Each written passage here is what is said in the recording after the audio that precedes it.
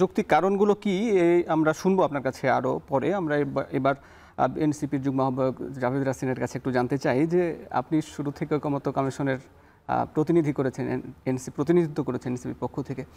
তো তখনও কিন্তু বিএনপির প্রতিনিধিরা বলেছিল যে যেসব বিষয়ে তারা নোট অফ ডিসেন্ট দিয়ে রাখছে সেগুলো কিন্তু তারা বাস্তবায়ন করবে না সরকারের ক্ষমতায় গেলে।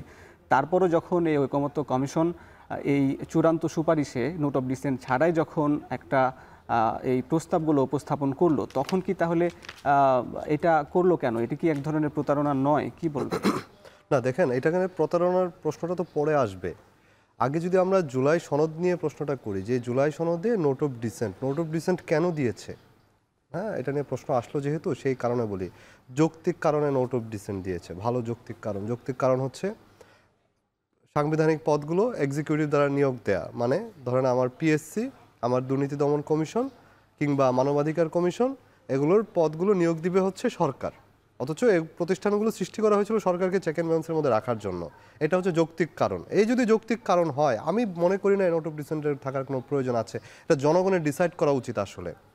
আরেকটা বিষয় একটু বলে রাখি, সেটা হচ্ছে যখন ঐকমত্য কমিশনের একদম প্রথম দিকে নোট অফ ডিসেন্টের আলোচনাটা যখন আসে, সেটা ৭০ অনুচ্ছেদ কেন্দ্র করে একটা আলোচনার প্রেক্ষিতে যখন হাউসে একটা মত আসছিল না, আমরা যেমন দুইটা ইয়ার কথা বলছিলাম, দুইটা ব্যাপারে সংসদ সদস্যরা তার দলের বিরুদ্ধে গিয়ে ভোট দিতে পারবেন, হ্যাঁ, আর বিএনপির ক্ষেত্রে 4টার কথা বলা হচ্ছিল। সেই একটা জায়গায় তখন বিএনপির পক্ষ থেকে প্রস্তাব দেওয়া হয় যে নোট অফ ডিসেন্ট দিয়ে রাখলাম, আমরা যদি কখনো ক্ষমতায় যাই তাহলে আমরা এটা এইভাবে করব।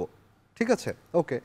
তো এখন নোট অফ ডিসেন্ট মানে কি? নোট অফ ডিসেন্ট মানে হচ্ছে একটা জিনিস হয়ে গিয়েছে, সেটার সাথে আমার ভিন্ন মত আছে, আমি সেটা মানি না তা না, সেটা আমার ভিন্ন মত আছে, আমি মানি না। দেখেন এখানে এনসিসির ব্যাপারটা তো আপনি জানেন, আপনি নিজে কভার করেছেন। সেখানে এনসিসি যে ধারণাটা নিয়ে আসা হলো, সেই ধারণা নিয়ে আসা হয়েছিল সবগুলো সাংবিধানিক প্রতিষ্ঠান একটা বডি, নিরপেক্ষ বডি নিয়োগ দিবে।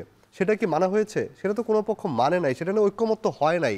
সো এই কারণে তো এনসিসির প্রশ্নটা আর আসে নাই, আলোচনাতে নাই। জুলাই সনদে কি এনসিসি বলে কিছু আছে? কিছু নাই। সে এনসিসির ধারণা চলে গেছে, গিয়ে তখন সেখানে সাংবিধানিক নিয়োগ কমিটি নিয়ে আসা, সাংবিধানিক বিধিবদ্ধ প্রতিষ্ঠান নামে আরেকটা নিয়োগ কমিটি নিয়ে আসা হয়েছিল, সেটাও মানা হয় নাই। সেটাও চলে গিয়ে তখন আলাদা আলাদা করে প্রত্যেকটা প্রতিষ্ঠানের জন্য আলাদা আলাদা করে একটা কমিটি করার প্রস্তাব দেওয়া হয়েছিল। সেখানে বিএনপি শুধুমাত্র নির্বাচন কমিশনের ব্যাপারে মেনেছিল, বাকিগুলোর ব্যাপারে মানে নাই। তার মানে কি? বাকিগুলোর ব্যাপারে তার নোট অফ ডিসেন্ট আছে, মানে জিনিসটা পাস হয়ে গিয়েছে, এটার ব্যাপারে তার ভিন্ন মত আছে। নোট অফ ডিসেন্ট মানে তো এটা আমি মানি না, না মানলে তো তাহলে তো এনসিসি আর আসতো না। তাহলে তো এনসিসির ব্যাপারে কি বিএনপি নোট অফ ডিসেন্ট দিয়েছে? দেয়নি, সেটা মানেই নাই। তো এখানে স্পষ্ট পার্থক্য আছে কিন্তু নোট অফ ডিসেন্টের সাথে আর না মানার সাথে। হ্যাঁ, এখন বিএনপি যে কথাটা বলছে, আমি আরও একটু আপনাকে এই অনুষ্ঠানের মাধ্যমে জানাতে চাই, সেটা হচ্ছে আমরা জুলাই সনদে স্বাক্ষর করিনি। আমরা একটা কারণ বলেছিলাম যে জুলাই সনদের বাস্তবায়ন আদেশের যে টেক্সটটা আমাদেরকে দেখাতে বলেছিলাম, কারণ আমরা বলেছিলাম যে জুলাই ঘোষণাপত্রে আমাদের সাথে এক প্রকার প্রতারণা করা হয়েছিল। জুলাই ঘোষণাপত্রে আমাদেরকে যে টেক্সটটা দেখানো হয়েছিল, পরবর্তীতে ঘোষণা পাঠের সময় সেই টেক্সটটা একটা দলের টেক্সট হয়ে গিয়েছিল। সেম জিনিসটা আমরা এবার খুব ভালোভাবে লক্ষ্য করলাম, সেটা হচ্ছে 14ই অক্টোবর আমাদের কাছে ঐকমত্য কমিশন থেকে সর্বশেষ যে চূড়ান্ত কপিটি দেওয়া হয়েছিল জুলাই সনদের, সেখানে নোট অফ ডিসেন্ট বিষয়ে কোনো কথা বলা ছিল না। কিন্তু আমরা খেয়াল করলাম যেই দিন জুলাই সনদ স্বাক্ষর হলো, সেদিন যে বইটা দেওয়া হলো, বইটা আমরা পেয়েছি, সেই বইয়ে সুন্দর করে প্রত্যেকটা জায়গায় নোট দিয়ে রাখা হয়েছে যে যে দল পরবর্তীতে ক্ষমতায় যাবে তারা সেই মোতাবেক ব্যবস্থা গ্রহণ করবে, জনগণের ম্যান্ডেট নিয়ে যারা ক্ষমতায় যাবে।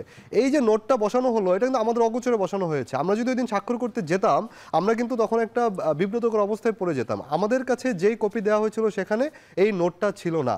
এই নিয়ে আমরা অবশ্যই এটা দেশবাসীকে দেখাবো যে আমাদের সাথে এই যে বিষয়গুলো বদলে যায়, আমি জানি না কি ভৌতিকভাবে এগুলো বদলে যায়, তো সেই জায়গাটায় আমরা স্পষ্ট অবস্থান নিয়েছিলাম যে জুলাই সনদ বাস্তবায়ন নিয়ে আমরা এই জায়গাটায় কোনো ছাড় দেব না।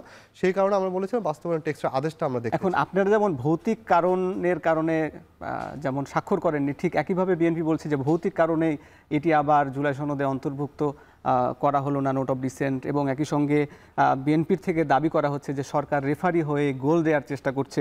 এখানে বলা হচ্ছে যে একটা বা দুইটা রাজনৈতিক দলকে সুবিধা দেওয়া হয়েছে, আসলে কি সেই সুবিধার কাতারে কি এনসিপি পড়ে? না, সুবিধা তো সবচেয়ে বেশি বিএনপিকে দেওয়া হয়েছে, আর বিএনপি তো মানে রেফারি হয়ে তো রেফারিকে ফাউল করার চেষ্টা করছে বিএনপি। কারণ এখানে এতগুলো দল একমত হয়ে একটা জায়গায় একটা জুলাই সনদের প্রশ্নে আসলো, সেখানে বাস্তবায়ন নিয়ে আলোচনা হলো, সেই বাস্তবায়নে একটা আদেশ হবে, আদেশের পর গণভোট, গণভোটের পরে কনস্টিটিউয়েন্ট পাওয়ার থাকবে পরবর্তী সংসদের। সেই আলোচনাটাকে একটা ভিন্ন খাতে প্রবাহিত করার জন্য আমরা দেখতে পেলাম ধর্ম কার্ড খেলা হলো। যেদিন এই বাস্তবায়ন আদেশটা দেওয়া হলো, কপিটা দেওয়া হলো, জমা দেওয়া, সেদিন রাতেই দেখলাম ধর্ম কার্ড খেলা হলো। কি সর্বশক্তিমান আল্লাহর উপর আস্থা ও বিশ্বাস মূলনীতি হিসেবে নাই, এটা নাই যেহেতু তার মানে আমরা গণভোটে এটার বিপক্ষে অবস্থান, একটা না ক্যাম্পেইন কিন্তু শুরু হয়ে গেছে। স্পষ্ট করে বলে আপনি ওই জায়গাটায় খেয়াল করে দেখুন, মূলনীতিতে বিএনপির কোনো নোট অফ ডিসেন্ট নাই, জামাত ইসলামেরও নাই। তার মানে কি, তাহলে তো তারা সেটা মেনে নিয়েছে। যে ঘটনা কি সেটা, তো আল্লাহর উপর আস্থা ও বিশ্বাস তো নাই, সেটা তো বিএনপি মানছে, বিএনপির ওখানে নোট অফ ডিসেন্ট নাই। তার মানে ঘটনাটা কি, বিএনপি এখানে হ্যাঁ সকল দলের ঐক্যমত্য ছিল, কারণ ওই 4টা বিষয় নতুন করে যুক্ত হবে, আগের 4টা পরবর্তী সংসদ ব্যবস্থা নেবে, এই তো ঘটনাটা। কিন্তু এখানে নতুন করে এই বিষয়টাকে উস্কে দিয়ে গণভোটের বিপক্ষে এবং জুলাই সনদের বিপক্ষে তথা সংস্কারের বিপক্ষে বিএনপি অবস্থান নিয়েছে বলে আমি মনে করি।